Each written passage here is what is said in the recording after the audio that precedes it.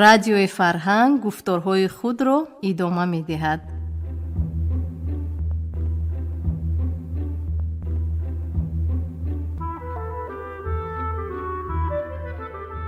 салом шунавандаҳои азиз, ҳоло аз хазинаи тиллоии радио романи иҷтимоӣ палатаи кунҷакиро аз рӯи асари нависанда Фазлиддин Муҳаммадиев бишнавед.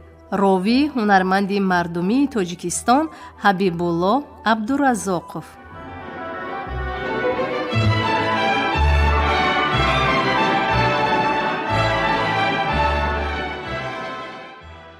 چرا در سری راه ستون مسجد بر این شق شده ایستاده‌ای؟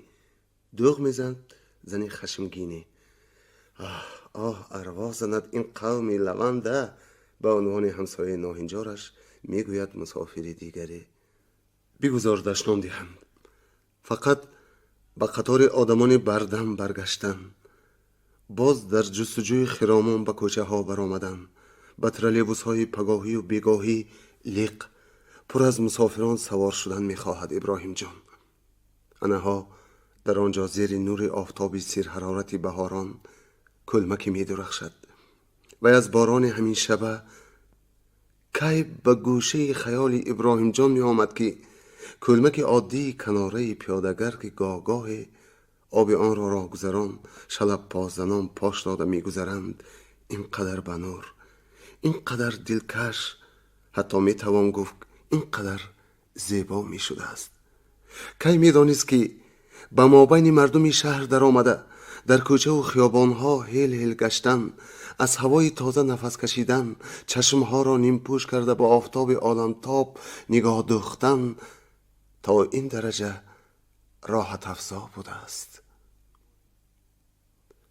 بیماری همسایه پلات موسفید لاغر کوسه نمازخان در پیراهه باغ بیمارستان قدم میزند. هر زمان شلوارش را برداشته میماند. بیچاره به این گونه شلوار رزینکدار عادت نکرده است. نمیداند که رزین اون را کوتاه و ترنگتر کردن ممکن است. وی هر سحر به قرائتخانه شعبه تراپی رفته دور و دراز نماز میخواند. زمین تر نباشد به یگان کنار باغ رفته از روی مالی میان بندش جای نماز ساخته عبادت میکند. اما بهاران قریب هر روز باران میبارد. اکثرا باران سیل میزند و او ناچار به قرائتخانه در آمده نماز میخواند. در سمت غرب آن خانه لوحه کلانی آویختند.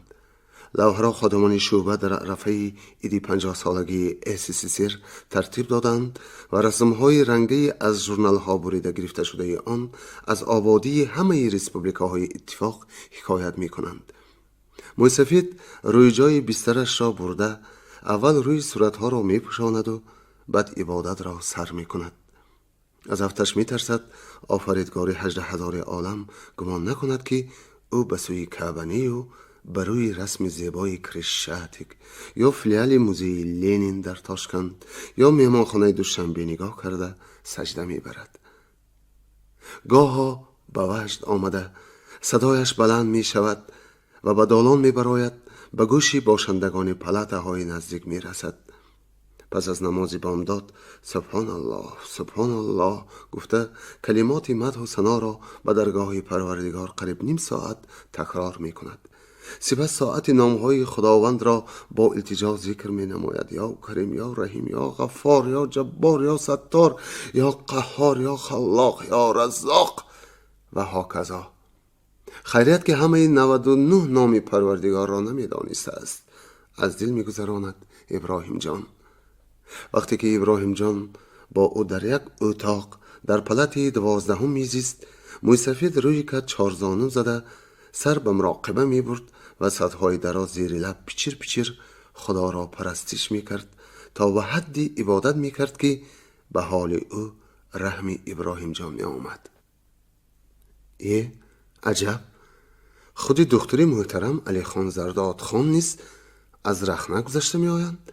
از رخنه پابرجایی که سرداران این کس کیها با زور زده بستن می خواهند و هیچ به مراد نمی رسند. ابراهیم جان او را با دوربین گویا از یک قدم مسافه می بیند. پیشانی بلند و فراخش به او نمودی متفکرانه می دهد. کله پوش ندارد. موی سیاهی موجدارش در شعاع آفتاب یلقاس میزند. ریش غلیش را ظاهرا نو تراشیده است که منهش دو بری رخسارش بیخی ترب مرغلانی برین کبوچه میتابد. راست میگوید ایوان امک. پری روز هنگام صحبت دکتر با او لقمه پیچینگامیز دادنش خوب نشد. زار ماند این فیلی هر دم دیگری او.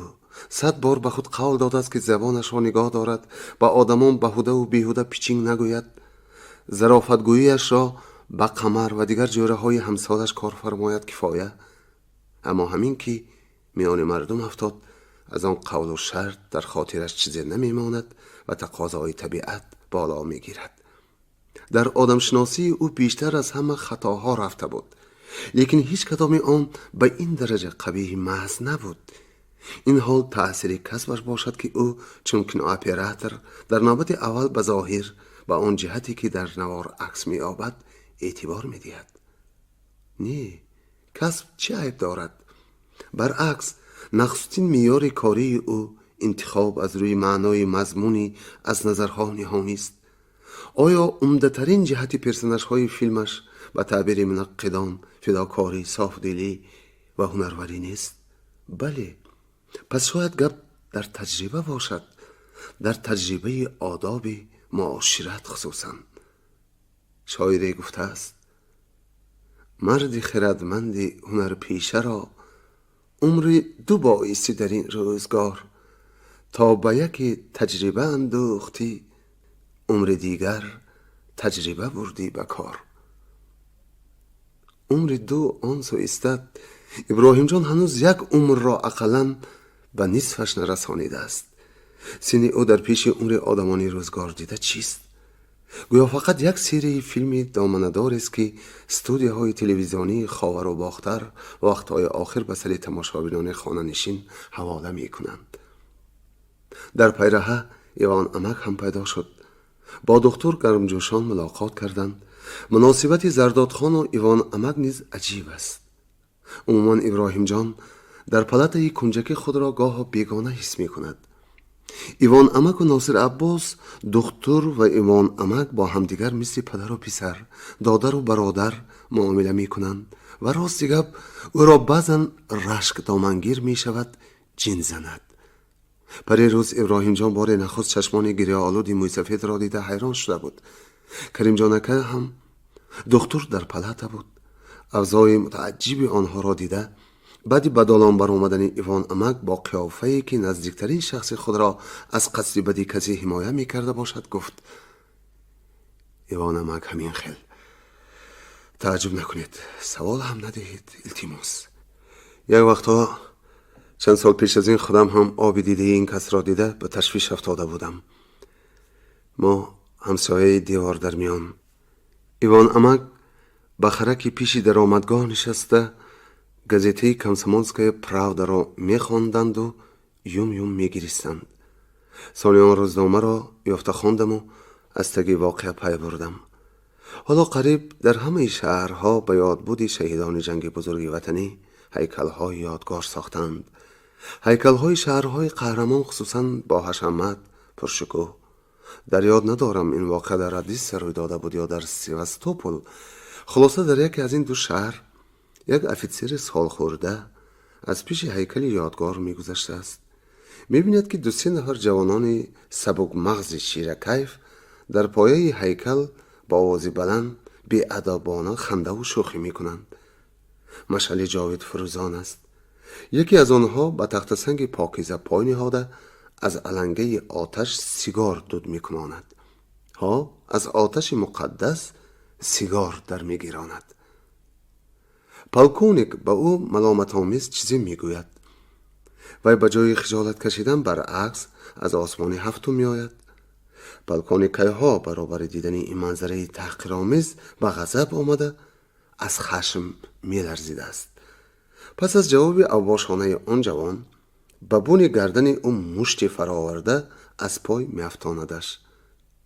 بعضی بزبله های سبک با قوت جوانی خود غره می شوند. خبر ندارند که به آدمان جنگ دیده گرچه سال خورده یا حتی پیر شده باشند هم هزل کردن کاری بی خطر نیست. پالکونیک را به میلیتسه میبرند. قانون به خودتان معلوم. کارش را به سود حواله میکنند. کمسомольская правда اول همین واقعه را نقل کرده بود. ثانی مکتوب خواننده ها را درج میکرد.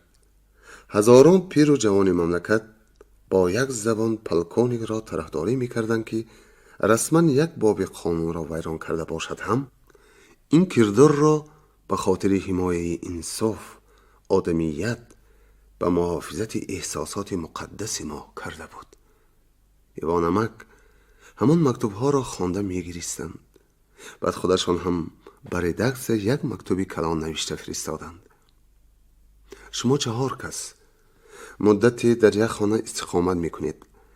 اگر همدیگر را خوبتر بشناسید، همزیستی طبابت هم آسان می شود، گفت زردادخان و اعلان نمود. با همین ملاحظه از خصلت موسفید باز 1-2 مثال آورم. بیشتر هر روز اید در زیبا میدان مسکو پرد حربی می شد. پیرار سال این خیل پرد فقط در ایده اکتبر شد. ایوانمک از همین نویگری هم برای قد آمده آب دیده کرده بودند. ها؟ گفتم من. ایدی یکمی می را نغز می بینم. ایدی بهار، یک دیلی. لیکن پرد حربی، پرد ارمه انقلابی من بعد فقط روز ایدی انقلاب می شود. فهمیدید؟ دکتر، ما یاد انقلاب را، احترام آن را در شعور خود تعارف محکمتر، عمیقتر جای می دهیم. می گفتن این کس آبی چشمانشان را پاک کرده. خودشان به شما گفتگیستند. سال 3-4 ماه وقتشان در همین جا می گذرد.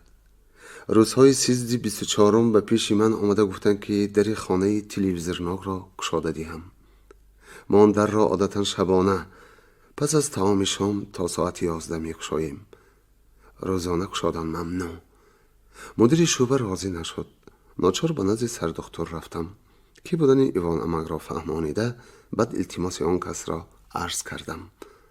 میلش گفت سردار، لیکن آدم بسیار جمع نشود. به هر حال بیمارستان رژیم دارد. در را گشادیم. 1-2 مرتبه نگاه کردم. رومالچه در دستشان تیار. هر دم میگریستند. در این خصلت موسفید تأثیر جراحت ها و صدمه جنگ هم هست. لیکن سبب اصل در ساخت دلشان کی میداند؟ حالا ما پیر شویم چه خیل می شده باشیم. مریوان نه. سنیترزن را از دالان به پلات دعوت نمود کریم جانکه. التماس خواهر 1 دقیقه صبر کنید. مری ایوانونا دست شوبه و لطه پالشویکش را به دیوار تکیه داده منتظر شد. کریم جانکه 1 دانه سیب سرخ دروازه را از صندوقچه نزدیک کتش برآورده با کاغذی با دقت پاک کرد. سیب از تازگی درخش پیدا کرد.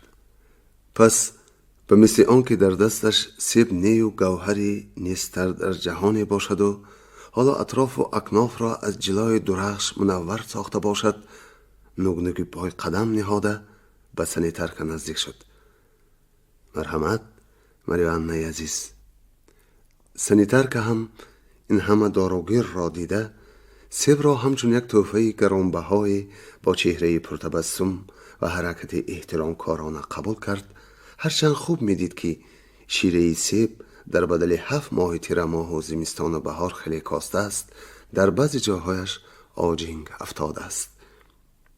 میگویند که آدمان طبیعتا خوش صحبت و خوشحال به فشار خون بر این کسلی ها هرگز گرفتار نمی شوند. پس چرا این درد از گریبان کریم جانکه گرفته است؟ آخر از او کشاده رویتر شدن حقا که امر محال است. هر دقیقه حیات برای او گویا عید است. هر یک چیزی مقرری و عادتی برایش سرچشمه خرسندی است. مثلا دین قبل از نهاری 2 دانه گلی خسک را برداشته آمد. راه روان بوی میکرد و های های چطور خوشبوی، بای بای چطور دوست روی گفته چنان توصیف میکرد که از دهانش شیره و شکر میریخت. ابراهیم جان با تعجب میدید که گلش خلن صدبرگ هم نه، بلکه نسترن عادیست که سالهای آخر در میدان خیابانهای شهر در باغ اناین بیمارستان نیز بی حد و حساب شنانیدندش. میدانست که وی اندک نمادی دلکش داشته باشد هم نکهتی کذایی ندارد. وقتی که کریم جان اکا بانکه را پوری آب کرده آورده گل را به درون آن گذاشت و خود به در رفت، ابراهیم جان از کتف آمده بانکه را برداشته گل را بوی کشید. گمان او درست بود. با کریم جان اکا زندگانی باید آسان باشد. فکر میکرد ابراهیم جان، زیرا حسن هر چیز را حتما مبالغه میکند. به عالم چنان مینگرد که گویا برای روزگار گاه تلخ و گاهی شیرین نه، بلکه به سیر علالدوام ایدگاهی آمده است. عجابت را بینید که همین مرد به گبرتنی گرفتار شده است. چرا؟ باز به خود سوال داد ابراهیم جان و گویا به سوالش در حال جواب میخواسته باشد. به کریم جان اکا نگریست که به کتابخانه تیاری میدید و یک کتابی کلانی از بسیار خواندن فیت شده ای داشت، شکل منصور شاهنامه. روز یک دو بار آن را برآورده به چشم عینک گذاشته چند دقیقه با آوازی بلند میخواند. وقتی خوانیش سر و دستانش را حرکت میداد، گویا که چگونه سینایی بر سینه حریف زدن پهلوانی یا چطور نزد شاه با نظام سخن گفتنی فرستاده ای را نمایش میداد. اما امروز به خواندن فرصت نیافت. به نزد ناصر عباس جورش آمد، همان شخصی که از روی نقل خودش از راهبران تشکیلات نظارت خلق بود. ابراهیم جان پیشتر در پلت همسایه می خوابید و آواز این مرد را که هفته کمش 2 بار به عیادت می آمد از پس دیوار تنک شنیده با شوق فکر می کرد که چونه کسی باشد. آواز مرحوم امکی کتاب فروش وی عیناً همین گونه آوازی بمی پره با اقتدار و غلغل انداز بود. ایام بچگی هر سری چندگاه به جای کار امکش می رفت که سردار اداره کتاب فروشی بود. هر دفعه او به دادرزاده خود کتاب‌های غلطی هدیه می کرد. شرافت لطف او بود که ابراهیم جان نظر به همسنهای خود خیلی پیشتر به زبان روسی کتاب خواندن می فهمیدگی شد. وی هنوز به سرگه دالان دراز نیم تاریک داخل نشده پی می برد که امکش در اداره هست یا نه. اگر باشد گلدراس آوازش از پس در غوث روکشدار و میخچه‌کاری بیرون می آمد. اگر نباشد منتظر می نشست. از بیکاری یا نقش خوش قطار میخچه های کلاهچه‌دار القاسی روی دری صلابتناک را تماشا می کرد یا پلاکت و اعلان نامه های دیوارها را می خواند و تماشا می کرد که همه آنها کتابخانه را ترغیب می نمودند. ناخواسته کرد که فضای بینا به یک طرز گوارا به لرزه در آمد. این آواز توانای امکش بود که راه روان با کسی گفتگو می کرد، یا از آن سبب که صاحب آواز امک خودش جان و جگرش بود، یا از آن سبب که این حالت محض خاصیت خود این آواز بود. در حال دالان نیم تاریک قبولگاه اداره همه دنیا به نظرش روشن و فراختر می گردید. طایفه هستند که مخصوصاً مشقها کرده آواز خود، آهنگ گفتار خود را صقل می دهد، بهتر می کند. چنانه که بعضی ها گشت، نشست و خستی به سهولت، چندین شکل دستفشاری صحیح ترش طریق دستدهی را هنگام واخری از بر می کنند. ابراهیم جان آشنایی دارد، خواه در سر کار باشد خواه در خانه یا کوچه و بازار، آهنگ گفتارش به مانند ملکی است که همین حالا از آسمان افتاده است، مخصوصا برای آن فرود آمده است که حسن و قبح این عالم را به چشم نابینای دیگران گشاده دهد و آنان را به یگانه راه درست زندگانی هدایت کند که آن را فقط او می‌داند و خدا. به میهمان وی مرحمت بیایید میگوید، ولی از آهنگش معنی زهل خوانده می شود.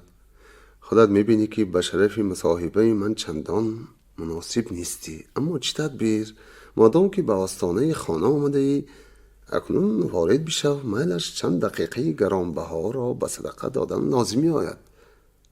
ابراهیم جان درباره آواز جوره عباس از لطف و مهربانی های مرحوم امکش به خیال رفته درست نفهمید که آنها چه ها می گفتند. همین قدر به گوشش در آمد که جنایتی کدام یک گروه فریبگران که مبلغ بزرگی را با کیسه زده فلان انشاءات ساخته شد گویا یک دسته حجتهای قلبکی پیشنهاد کرده بودند دیگر فاش شده حق به جایش قرار گرفته است. این کار از رفتش با فعالیت ناصر عباس علاقمند بود است که او اظهار خرسندی می کرد، دستان دوست خود را گشته و برگشته می فشرد. اما جریان صحبت آرام آنها تغییر یافت مگر که ناصر عباس کوتاه و با شدت سرفه کردن گرفت. عیان بود که اضطراب باطنی اذیتش می دهد. نه، من دوست دشمن آدمان جداگانه را نگفتم، از آن دولت جمعیت را می گویم. صبر کن، میان گپ من نشکن. اعتراض کرد ناصر عباس. برای دشمن بودن автомат برداشته به کوچه برآمدن شرط نیست. من آن عقیده افراط‌آمیز سالهای پیش از جنگ را هم تکرار کردنی نیستم که به نظر بعضی ذات‌های فوق‌العاده زیرک در هر یک گوشه یک خوشه دشمن، یک دسته نابکار نقابدار پنهان بود. دشمن نوعی دیگر، دشمن دوست نمای زمان آسایشته را من میگویم، میفهمی؟ همان را که لباس دوست را در بر کرده است از دهانش سوگندی وفا کنده نمی شود. از وجاهت دوستش پیدا بود که چیزی گفته اعتراض کردن میخواهد، ولی از بس که جورهش را به هیجان آوردنی نیست فقط سامع بودن را صلاح میبیند و بس. به مثال مناظره تأثیر ندارد. به سخنش دوام کرده گفت ناصر عباس. قصر آسمان بوسی رئیس نامدار را شنیده ای؟ نباشد گوش کن. خودش حقیقتا شخصی خدمت نشان داده. در وقتش باطلازاری کس ناگذر را باغ و بستان کرده است، کلخاز ساخته است، آن را آباد کرده است، از جنگ برگشته دوباره قامت خواجگی را برداشته است. انا همین آدم در سر راه کلان مهمان خانه ای ساخت. بنا را به بالای قلبه های غوث بتانی سازانید که نوگی بلندترین درختان اطراف بزر به آستانه‌اش میرسد. از آن بنا چی شد؟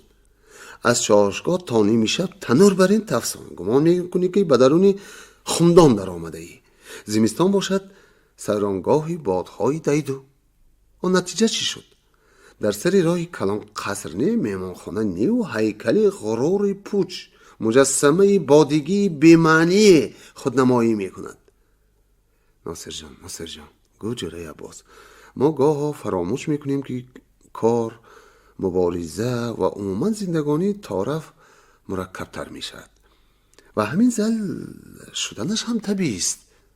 خوش بعد هر قدر دشواری کشی ضرورتی برطرف کردن آن دشواری همون قدر زیادتر می شود.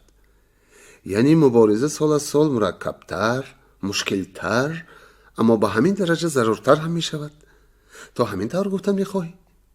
لیکن در وجود اکثر آدمان کیفیتی حکمران است که عکس این را تصدیق می کند.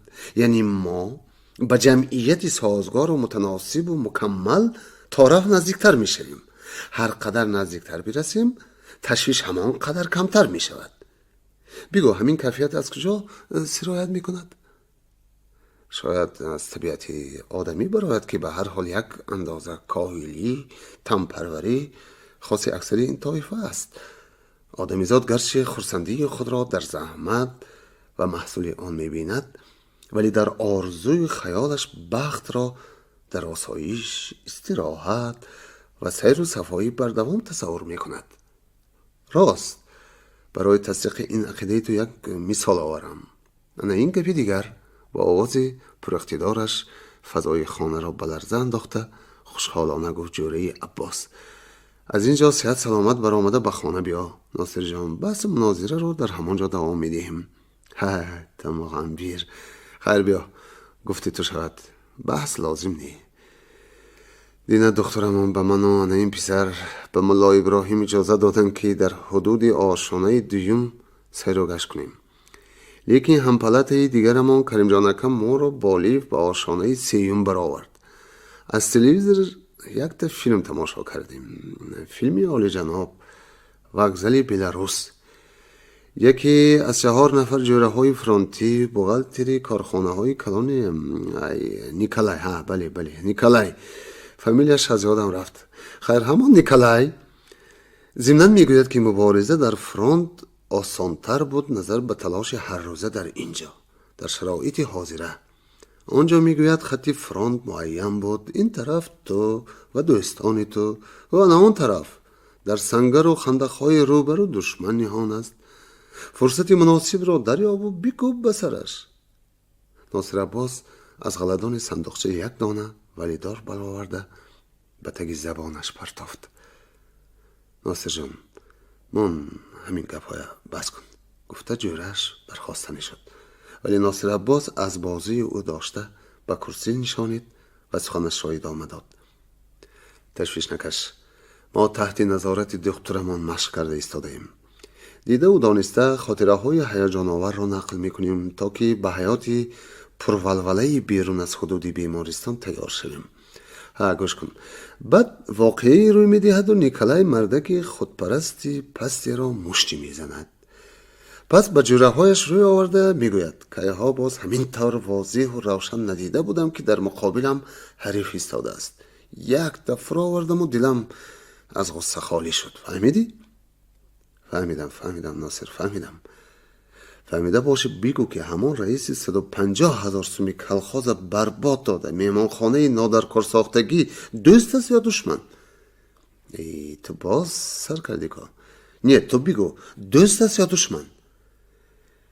خدمت های پیشینه او را خودت گفتی. اگر همه این را به نوبت گیریم و دوستی است که خطا کرده است. گوش کن جوره، تو راهبری من هستی، آدمی جهان گشته، صاحب تجربه. راستش گویم فخر میکنم که تو برین یک مرد خردمند و با آبروی کشورم دوستی من است. آواز ناصر عباس قدر لرزش خورد، ولی او یک سرفه کرده اضطراب خود را فرو نشانید.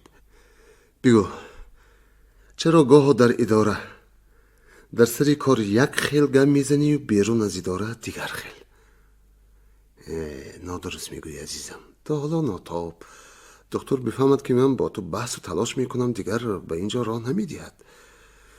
به هر حال برباد دهنده مال جمعیت را دوست نامیدی تو. دوستی صحف کرده گفتم. آدمان را در شرایط ما به دوست دشمن تقسیم کردن صلاح نیست. با وجودی آن نه وی اول حادث بود. به 150,000 سوم در محیط قشلاق تا 20-25 امارت خوب پوشانیدن ممکن. در وقتی که هنوز نصف دهقانان در خانه های پاکسگین بریافرش استقامت می کنند، رئیس به اذن مردم برخلاف رأی فرمایشی پارتی کار کرد. در شرایط دهات رئیس پراولین کاتب تشکیلات پرتوی کلخاز تجسم انصاف و عدالت ساخت اجتماعی ما هستند. بر علاوه آن کاری که به تو گفتم، آن شخص بعضم به شهر آمده زنک بازی هم میکرده است.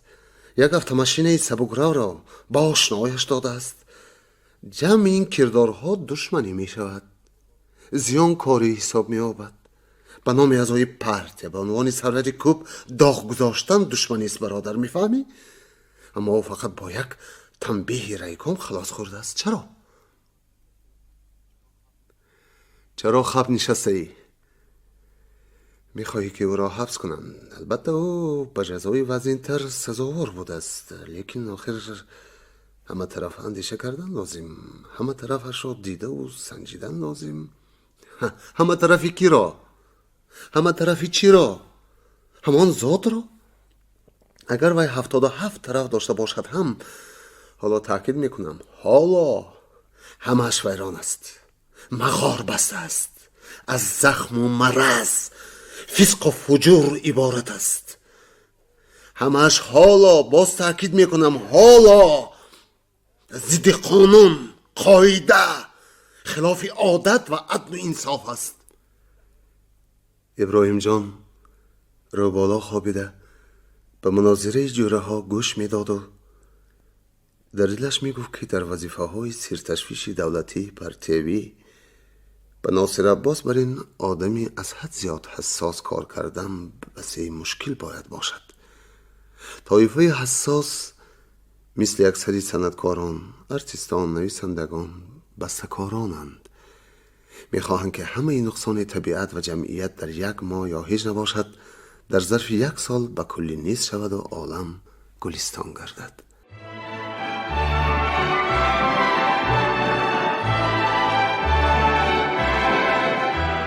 شنونده های عزیز، یادرس می شویم که شما از خزینه طلایی رادیو رمان اجتماعی پالاتای کنجکی را از روی اثر نویسنده فضل‌الدین محمدیف در قرائت هنرمند مردمی تاجیکستان حبیب‌الله عبدالرزاقов شنیدید. انجام گفتار 5. شاد و موفق باشید.